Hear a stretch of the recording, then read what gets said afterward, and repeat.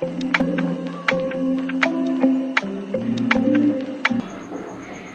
Friends, welcome back to my channel. నేను మీ హోతా అండి.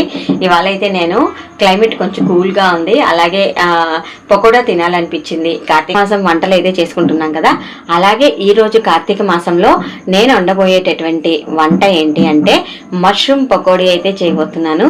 ఈ మష్రూమ్ పకోడీని నేను అల్లం వెల్లుల్లి పేస్ట్ వేయకుండా ఎలా తయారు చేస్తానో మీరు వచ్చేయండి చూసేద్దాం. మష్రూమ్ పకోడీ చేయడానికి అయితే నేను ఒక 200 గ్రామ్స్ మష్రూమ్స్ అయితే తెచ్చుకున్నానండి. సో ఇప్పుడు మనం వీటిని వాష్ చేసుకుందాం. చూసారు, ఇది వాష్ చేయడానికి గోరువెచ్చని వేడి నీళ్ళు అయితే పెట్టానండి. సో ఈ గోరువెచ్చని నీళ్ళతో మనం వాష్ చేయడం వల్ల అది త్వరగా అందులో ఉన్న డస్ట్ లేదా ఏదైనా ఆర్గానిజమ్స్ ఉన్నా కూడా అవి డెడ్ అయిపోతాయి. ఇప్పుడు మనం దీన్ని వాష్ చేసుకుందాం. సో గోరువెచ్చగా నీళ్ళు పెట్టానండి. సో ఈ గోరువెచ్చని నీళ్ళలో మనము మష్రూమ్స్ అయితే వేసేద్దాం.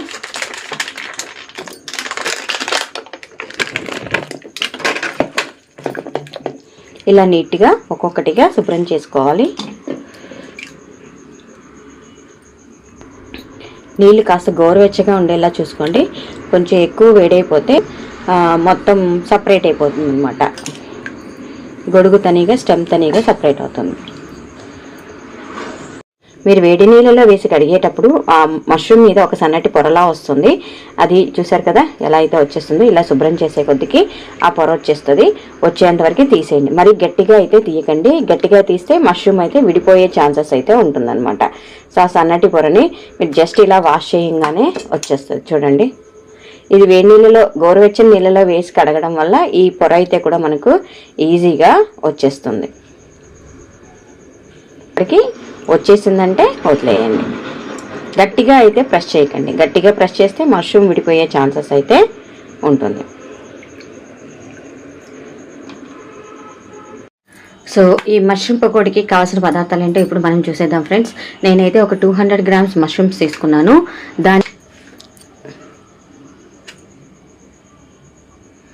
నేనైతే ఇలాగా 4 పీసులుగా కట్ చేస్తున్నాను.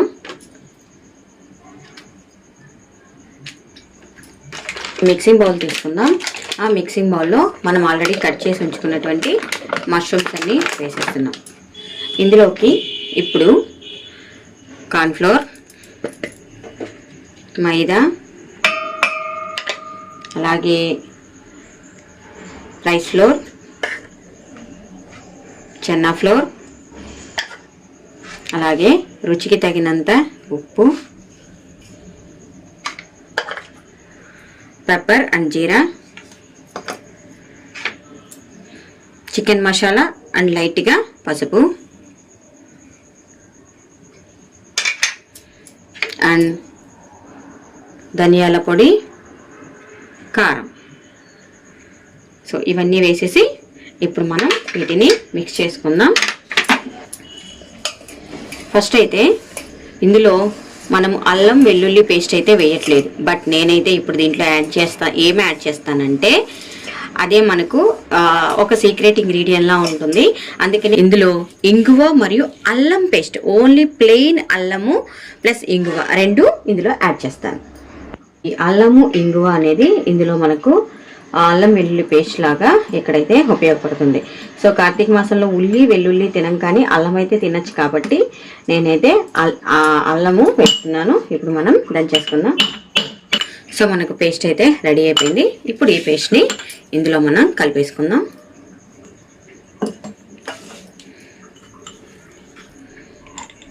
చూసారు కదా. సో ఇది మనకి ఇక్కడ అల్లం వెల్లుల్లి పేస్ట్ లాగా అయితే యూజ్ అవుతుంది అనమాట. కొంచెంగా నీళ్ళు పోసుకుంటూ దీన్ని మనం కలుపుకోవాలి. ఒకసారి దీంట్లో మనం ఉప్పు అది చెక్ చేసుకుందాం.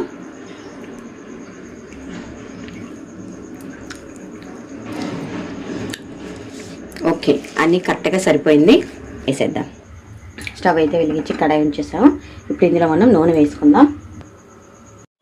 సో నూనె అయితే కాగిపోయిందండి.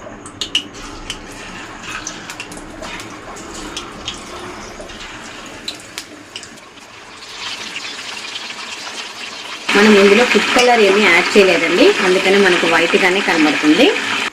చూసారా ఎంత బాగా కలర్ మారాయో. చూడటానికి కూడా చాలా అందంగా ఉన్నాయి, చాలా క్రిస్పీగా కూడా కనబడుతున్నాయి అన్నమాట. వీటిని తీసేద్దాం.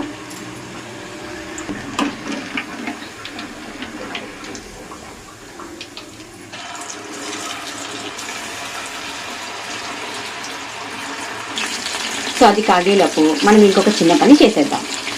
సో ఇక్కడ మనకు పిండి మిగిలిపోయింది కదా, ఈ పిండిని మనం వేస్ట్ చేయకుండా అందులోకి మనం చేసిన పకోడీకి ఇంకా టేస్ట్ రావడం కోసం ఈ పిండిలో మనం ఏం చేస్తామంటే జీడిపప్పు, పచ్చిమిర్చి, అలాగే కరివేపాకు వేసి వీటన్నిటిని బాగా మిక్స్ చేసేసుకుందాం.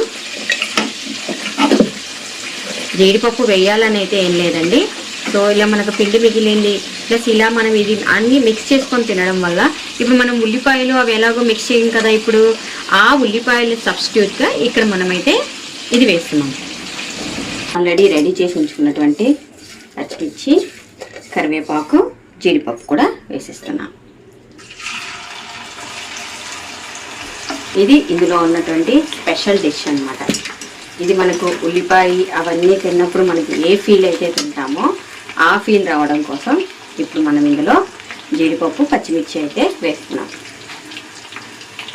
సో బాగా ఫ్రై అయిపోయాయి, డీప్ ఫ్రై అయిపోయాయి. ఇప్పుడు మనం వీటిని వేసేద్దాం. Crispy crispy mushroom pakodi ready. చూసారు కదా ఎంత అందంగా ఉందో చూడటానికి. ముందు